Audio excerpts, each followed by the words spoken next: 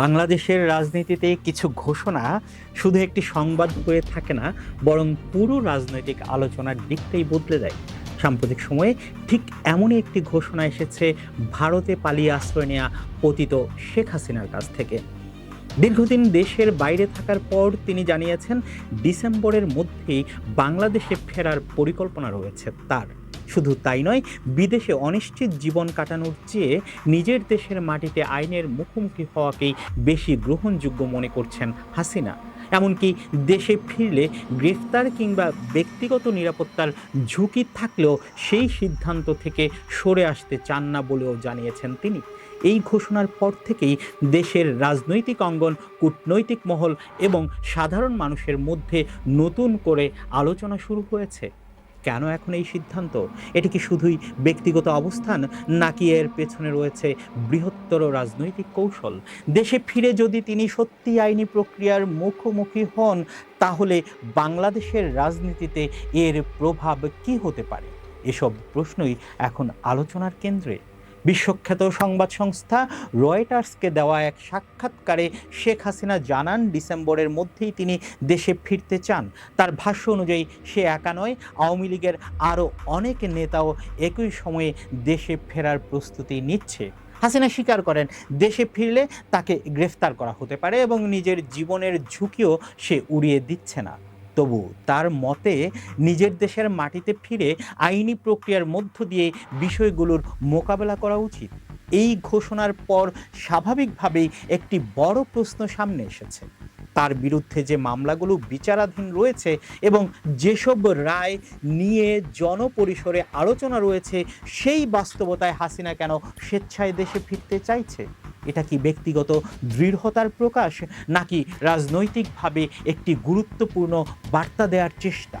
রাজনৈতিক বিশ্লেষকদের একাংশ মনে করেন দেশের বাইরে থেকে কোনো রাজনৈতিক দলের নেতৃত্ব দেওয়ার বাস্তব সীমাবদ্ধতা রয়েছে। অন্যদিকে দেশে ফিরে আইনি প্রক্রিয়ার অংশ হলে সেটি রাজনৈতিক ও সাংগঠনিক দুই ক্ষেত্রেই ভিন্ন ধরনের প্রভাব ফেলতে পারে। আবার অন্য পর্যবেক্ষকদের মতে শেখ হাসিনা আদালতের মাধ্যমে নিজের অবস্থান তুলে ধরতে এবং তার বিরুদ্ধে আনা অভিযোগের জবাব বিচারিক প্রক্রিয়াতেই দিতে আগ্রহী। নিজের বক্তব্যে শেখ হাসিনা জানান, দেশের বাইরে থাকলেও তিনি দলীয় কার্যক্রম থেকে বিচ্ছিন্ন নন। তার দাবি, ভার্চুয়াল মাধ্যমে তিনি ইতিমধ্যে ১২৫টি সংসদীয় আসনের নেতাকর্মীদের সঙ্গে বৈঠক করেছেন। এসব বৈঠকে সাংগঠনিক অবস্থা, বর্তমান রাজনৈতিক পরিস্থিতি এবং ভবিষ্যৎ করণীয় নিয়ে আলোচনা হয়েছে। তিনি আরও দাবি করেন, আওয়ামী লীগের বহু নেতাকর্মীর বিরুদ্ধে বর্তমানে অসংখ্য মামলা রয়েছে। অনেকেই আত্মগোপনে আছেন, আবার অনেকেই প্রকাশ্যে রাজনৈতিক কর্মকাণ্ড পরিচালনা করতে পারছেন না। তার মতে তিনি যদি দেশে ফিরে নিজেই আইনি প্রক্রিয়ার মুখোমুখি হন, তাহলে তা দলের নেতাকর্মীদের মধ্যে নতুন করে আত্মবিশ্বাস তৈরি করতে পারে এবং সাংগঠনিকভাবে ইতিবাচক বার্তা দিতে পারে। তার বক্তব্য অনুযায়ী গ্রেফতার হলেও তিনি সেটিকে রাজনৈতিক সংগ্রামের অংশ হিসেবেই দেখবেন। তার বিশ্বাস, শীর্ষ নেতৃত্ব আইনগত লড়াইয়ে অংশ নিলে তৃণমূলের কর্মীরাও আরও সক্রিয় হওয়ার অনুপ্রেরণা পেতে পারেন। তবে পুরো বিষয়টি কেবল একজন পতিত প্রধানমন্ত্রীর ব্যক্তিগত সিদ্ধান্তের মধ্যেই সীমাবদ্ধ নয়। তিনি সত্যিই দেশে ফিরলে সেটি বাংলাদেশের রাজনীতিতে নতুন এক বাস্তবতার সূচনা করতে পারে, কারণ তখন বিষয়টি রাজনৈতিক বক্তব্যের বাইরে গিয়ে আইনি প্রক্রিয়া, প্রশাসনিক পদক্ষেপ এবং রাজনৈতিক প্রক্রিয়া নতুন অধ্যায়ে প্রবেশ করবে।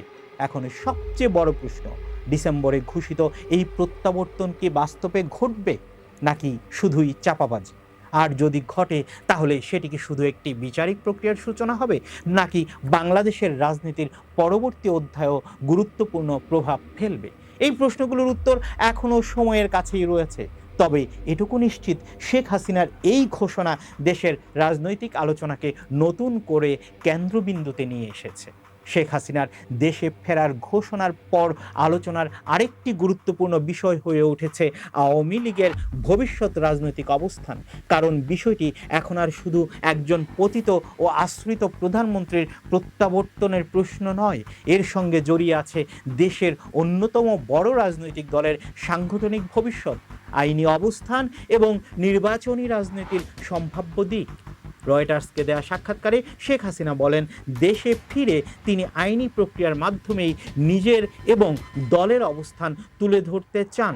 তার মতে রাজনৈতিক কার্যক্রম পরিচালনার অধিকার একটি মৌলিক গণতান্ত্রিক অধিকার, আর এ ধরনের প্রশ্নের নিষ্পত্তি হওয়া উচিত আদালত ও সাংবিধানিক প্রক্রিয়ার মাধ্যমে। তিনি দাবি করেন, বর্তমান পরিস্থিতিতে আওয়ামী লীগের সাংগঠনিক কার্যক্রম গুরুতর চ্যালেঞ্জের মুখে রয়েছে। দলের অনেক নেতাকর্মীর বিরুদ্ধে মামলা থাকায় অনেকে আত্মগোপনে আছেন, আবার কেউ কেউ প্রকাশ্যে রাজনৈতিক কর্মকাণ্ড পরিচালনা করতে পারছেন না। তার ভাষ্য অনুযায়ী এই বাস্তবতা দলীয় কার্যক্রমকে উল্লেখযোগ্যভাবে সীমিত করে ফেলেছে। শেখ হাসিনার মতে দেশের বাইরে অবস্থান করায় তিনি নিজেও আইনি প্রক্রিয়ায় সরাসরি অংশ নিতে পারছেন না। তাই দেশে ফিরে আদালতের মাধ্যমে নিজের অবস্থান তুলে ধরা এবং প্রয়োজনীয় আইনি আবেদন করার সুযোগ তৈরি হবে বলে তিনি মনে করেন। তার বিশ্বাস, বিচারিক প্রক্রিয়ার মধ্য দিয়ে রাজনৈতিক অধিকার ও সাংগঠনিক প্রশ্নগুলোর সমাধান খোঁজা সম্ভব। তবে এই মূল্যায়নের সঙ্গে সবাই একমত নন। রাজনৈতিক বিশ্লেষকদের একটি অংশ মনে করেন, কোনো রাজনৈতিক দলের ভবিষ্যৎ শুধু আদালতের রায়ের উপর নির্ভর করে না। জনসমর্থন, রাজনৈতিক পরিবেশ, নির্বাচন কমিশনের সিদ্ধান্ত, প্রচলিত আইন এবং রাষ্ট্রের নীতিগত অবস্থান সব মিলিয়ে একটি দলের রাজনৈতিক বাস্তবতা নির্ধারিত হয়। এদিকে আরেকটি প্রশ্ন আলোচনায় এসেছে, শেখ হাসিনা দেশে ফিরে আইনি প্রক্রিয়ায় অংশ নিলে তা কি আওয়ামী লীগের সাংগঠনিক পুনর্গঠনে ভূমিকা রাখতে পারে? এ বিষয়ে নিশ্চিতভাবে কিছু বলা সম্ভব নয়। তবে পর্যবেক্ষকের মতে দেশের ভেতরে শীর্ষ নেতৃত্বের উপস্থিতি দলীয় কার্যক্রমে নতুন গতি আনতে পারে। সেই প্রভাব কতটা হবে তা নির্ভর করবে পরবর্তী রাজনৈতিক ও আইনি পরিস্থিতির উপর। এর পাশাপাশি জাতীয় নির্বাচন নিয়েও আলোচনা চলছে। ভবিষ্যতে আওয়ামী লীগ কীভাবে রাজনৈতিক কর্মকাণ্ড পরিচালনা করবে, নির্বাচনে অংশগ্রহণের সুযোগ পাবে কিনা, কিংবা দলটির সাংগঠনিক কার্যক্রম কোন পথে এগোবে, এসব প্রশ্নের উত্তর এখনও স্পষ্ট নয়। কারণ এসব বিষয় সংশ্লিষ্ট আইনি প্রক্রিয়া, নির্বাচন কমিশনের সিদ্ধান্ত এবং সামগ্রিক রাজনৈতিক পরিস্থিতির সঙ্গে ওতপ্রোতভাবে জড়িত। এই পুরো প্রেক্ষাপটে একটি বিষয় পরিষ্কার, শেখ হাসিনা তার অবস্থানকে মূলত একটি আইনি লড়াই হিসেবে উপস্থাপন করছেন।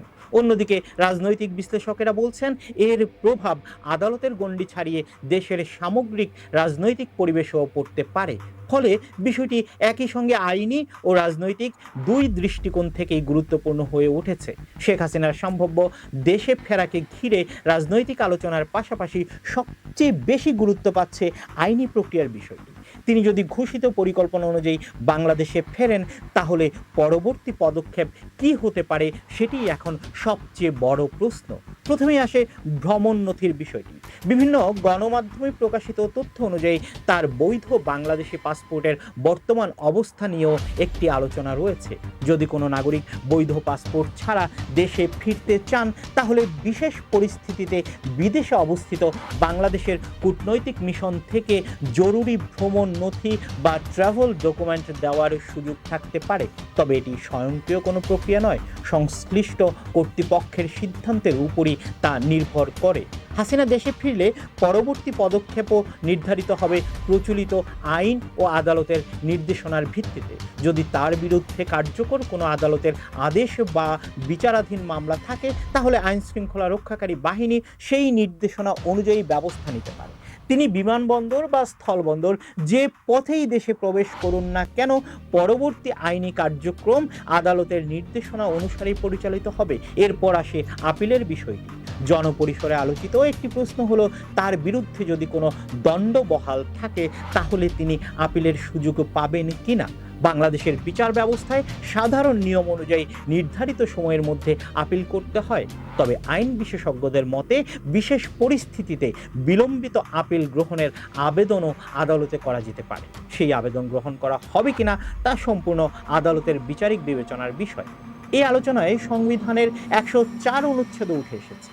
এই অনুচ্ছেদের অধীনে সুপ্রিম কোর্ট নির্দিষ্ট পরিস্থিতিতে পূর্ণাঙ্গ ন্যায় বিচার নিশ্চিত করার জন্য প্রয়োজনীয় আদেশ দিতে পারেন। তবে এর প্রয়োগ নির্ভর করবে মামলার প্রকৃতি, উপস্থাপিত যুক্তি এবং আদালতের মূল্যায়নের উপর। আইনজীবীদের একাংশের মতে, যদি আদালত বিলম্বিত আপিল গ্রহণ করেন, তাহলে বিচারিক প্রক্রিয়া প্রচলিত নিয়মে এগোবে।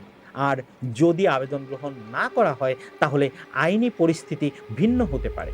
অর্থাৎ পরবর্তী প্রতিটি ধাপ আদালতের সিদ্ধান্তের উপর নির্ভরশীল। বাংলাদেশের বিচার ব্যবস্থায় একটি মৌলিক নীতি হলো বিচার প্রার্থীর বক্তব্য উপস্থাপনের সুযোগ নিশ্চিত করা। তবে এই নীতির প্রয়োগও প্রতিটি মামলার বাস্তবতা, প্রযোজ্য আইন এবং আদালতের বিবেচনার ভিত্তিতে নির্ধারিত হয়। শেখ হাসিনা দেশে ফিরে আত্মসমর্পণ করলে তার আইনজীবীরা প্রচলিত আইনের আওতায় প্রয়োজনীয় আবেদন করতে পারবেন। সেই আবেদন গ্রহণ করা হবে কিনা, শুনানি কোন আদালতে হবে এবং বিচারিক প্রক্রিয়া কিভাবে এগোবে, এসব বিষয় আদালতের সিদ্ধান্তেই নির্ধারিত হবে। এদিকে আরেকটি আইনি বিষয়ও আলোচনায় এসেছে। শেখ হাসিনার পক্ষ থেকে দাবি করা হয়েছে যুক্তরাজ্য ভিত্তিক আইনি সংস্থা কিংসলি ন্যাপোলিয়ার মাধ্যমে আন্তর্জাতিক অপরাধ ট্রাইব্যুনালে একটি চিঠি পাঠানো হয়েছে।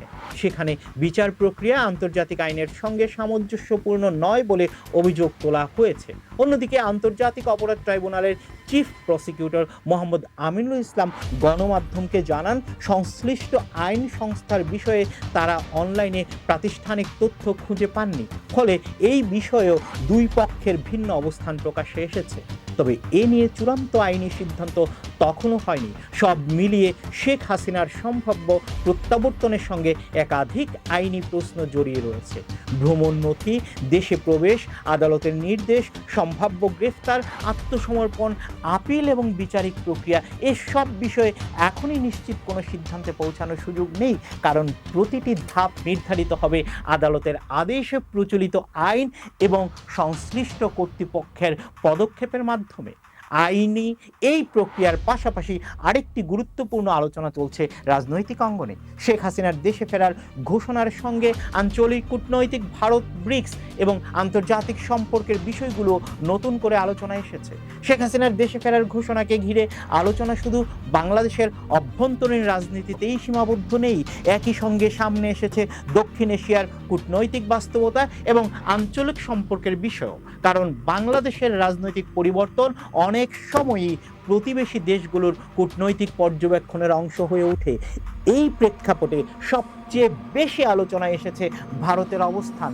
তবে এখন পর্যন্ত ভারত সরকার শেখ হাসিনার সম্ভাব্য প্রত্যাবর্তন নিয়ে কোনো আনুষ্ঠানিক নীতিগত বক্তব্য দেয়নি। ফলে রাজনৈতিক অঙ্গনে বিভিন্ন ধরনের বিশ্লেষণ থাকলেও সেগুলোকে নিশ্চিত তথ্য হিসেবে দেখার সুযোগ নেই।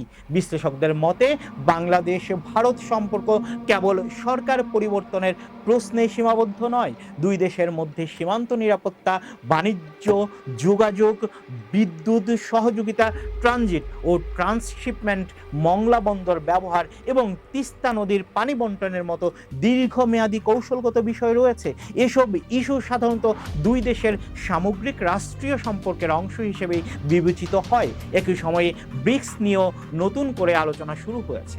ব্রাজিল, রাশিয়া, ভারত, চীন ও দক্ষিণ আফ্রিকাকে নিয়ে গঠিত এই জোট বর্তমানে সম্প্রসারণের পথে রয়েছে।